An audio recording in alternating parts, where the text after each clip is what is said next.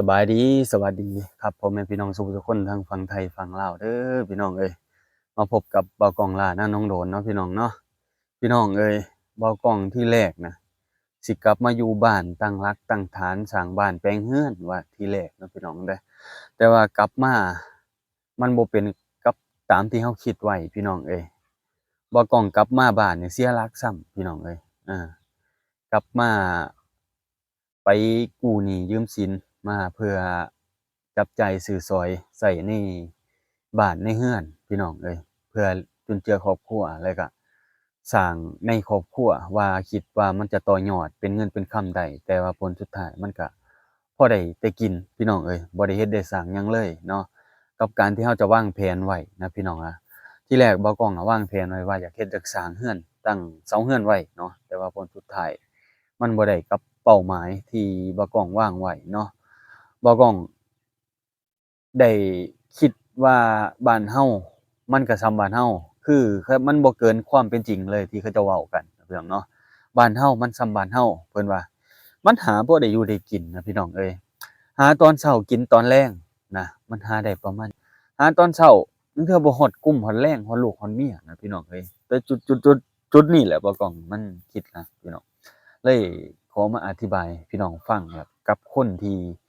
อยากมาสร้างครอบครัวอยากมาเฮ็ดมาสร้างอยากมาตั้งหลักอยู่บ้านเนาะแล้วบัดตานี้เราบ่มีต้นทุนแล้วเราบ่ฮู้ว่าเราจะไปต่อยอดแนวใดที่แรกบ่ก้องคิดว่าเรามาต่อยอดอยู่บ้านเราตอนแรกบ่ก้องก็ซื้อรถปั่นข้าวมันก็ได้แค่หน้าเดียวเนาะมันก็ได้แต่หน้าเก็บเกี่ยวเนาะรถปั่นข้าวเนาะพี่น้องเนาะ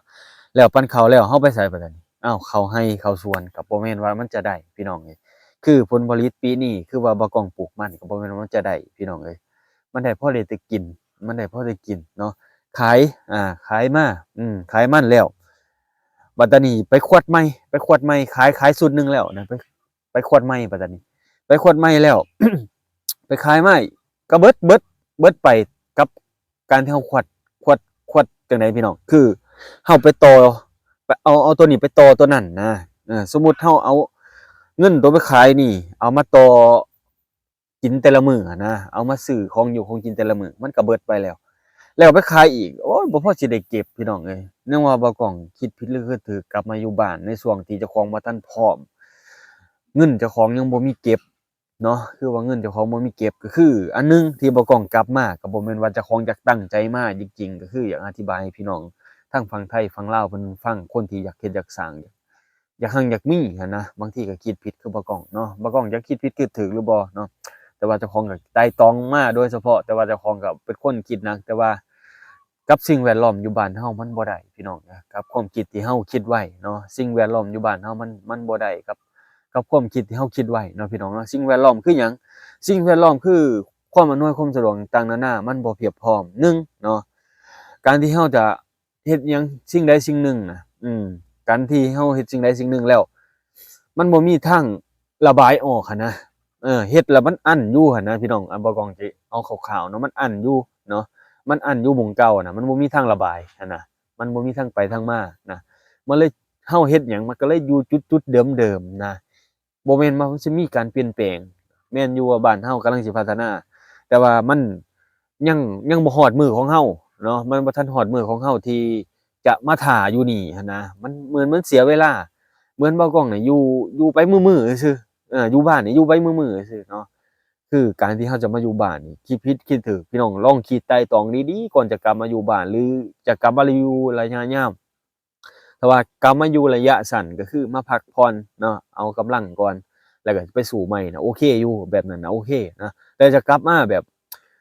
กลับมาอยู่เลยนะพี่น้องคิดดีๆเนาะถ้าว่าบ่มีต้นทุนขนาดว่าคนในเมืองเขายังสู้บ่ไหวเด้พี่น้องเอ้ยแต่ว่าเราอยู่ในเมืองหรือว่าเรามีหัวการค้าการคิดต่างๆมีต้นทุนนะคือในบ้านนี่เขาก็มีต้นทุนมันก็ได้แค่หน้าแต่ละหน้าก็คือแต่ละฤดูนั่นน่ะพี่น้องมันจะได้ประมาณนี้ แต่ว่าจะได้ต่อๆกันน่ะมันบ่ได้เนาะพี่น้องได้เป็นรายวันน่ะมันบ่ได้เนาะพี่น้องเนาะก็คือว่าเราไปรับจ้างนี่ก็บ่มีเด้ในบ้านนี่ก็คือเขาบ่ได้ค่อยจ้างก็คือหลายๆคนก็คือเข้าใจแหละช่วงนี้เศรษฐกิจบ่ดีเนาะก็บ่แม่นว่าช่วงนี้แหละมันเป็นโดนแล้วเนาะบ่มันเป็นรุนแล้วพี่น้องเอ้ยช่วงแบบว่าพ ก็ว่าช่วงนี้เศรษฐกิจบ่ดีมันเป็นโดนแล้วเนาะพี่น้องเนาะมันเป็นมาหลายปีแล้วเนาะการเฮาสิไปเฮ็ดเวียกเฮ็ดงานนี่บ่ต้องคิดได้ทางเดียวก็คือคิดฮอดประเทศไทยแล้วเนาะอยากไปเฮ็ดงานประเทศไทยแล้วย้อนว่าหยังย้อนว่าเจ้าของก็เคยได้เงินได้ค่ำอะนะเคยเก็บเงินเก็บค่ำไปเฮ็ดเวียกเฮ็ดงานมายังได้มาต่อยอดอะนะได้เฮ็ดได้สร้างได้ซื้ออันนั้นอันนี้ไว้เจ้าของมาอยู่บ้านแม่นอยู่เจ้าของเฮ็ดเวียกคุมื้อแต่มันบ่มีรายได้พี่น้องมันบ่มีรายได้มันเฮ็ดอยู่หม้องเก่าอ่าเจ้าของบ่ได้มีทางระบายออกเนาะเออทางระบายออกอิหยังมันบ่มีการตลาดอิหยังอะนะเฮ็ดไปบ่มีจุดหมายปลายทางเฮ็ดพอได้กินอิหยังก็ได้เฮ็ดพอกระเทินนะเฮ็ดสิไปต่อยอดจั่งใดมันบ่ได้นะพี่น้อง อันหนึ่งสิ่งแวดล้อมคือบ่ต้องเว้านะสิ่งแวดล้อมบ้านเฮาก็อยู่ห่างไกลจากตัวเมืองจากความเจริญจากบ่อนที่เขาค้าเขาขายเนาะถ้าออกไปก็ค่าน้ำมูกน้ำมันบ่แม่นน้อยสมมุติจะไปเอาสินค้ามาขายก็ติดลบหลายพี่น้องเอ้ยเว้าจังซี่ซะติดลบหลายก็ย้อนว่าคันเฮาการเฮาสิเฮ็ดหยังเฮาก็ต้องเฉลี่ยไล่เบิ่ง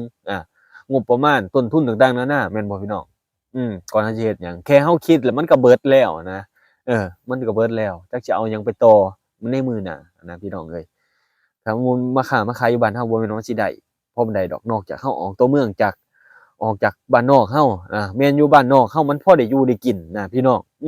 บ้านเฮามีข้าวมีปลาแต่ว่าเป็นหยังคนคือออกไปหาเงินตาอยู่ในต่างประเทศต่างๆนานาแม่นบ่อาย้อนว่าความสุขมันคนละแบบเลยพี่น้องความสุขอยู่ในบ้านมันก็อีกอย่างหนึ่งเนาะ ความสุขในบ้านมันก็คือมีความสุขเฮาได้อยู่นำพ่อนำครัวแม่นมันสบายใจได้แต่ว่าบัดใดเฮาไปอยู่ไปหาเงินหาค่ำบัดตานี้โคตรสบายโคตรสบายใจอีกอย่างหนึ่งเด้สบายใจอีกอย่างหนึ่งคือแนวใดเฮาสบายใจเฮามีเงินมีค่ำจุนเจือครอบครัวได้มีเงินต่อยอดได้สร้างแปลงอันนั้นอันนี้ได้หันนะแม่นบ่สร้างแปลงอันนั้นอันนี้ได้เฮาโอเคเฮาบ่มีความเดือดร้อนบัดตานี้บ่แม่นว่าเฮา กลับมาแล้วซากหน้าบ่ถึงหลังต้องไปจับจ่ายซื้อสอยต่างๆนานาแล้วไปกู้หนี้ยืมสินต่างๆนานาอีกเป็นหนี้เป็นสินอีกอาลบไปลบมาสมมุติเป็นหนี้เป็นสินแล้วอุกอั่งมีปากมีเสียงในครอบครัว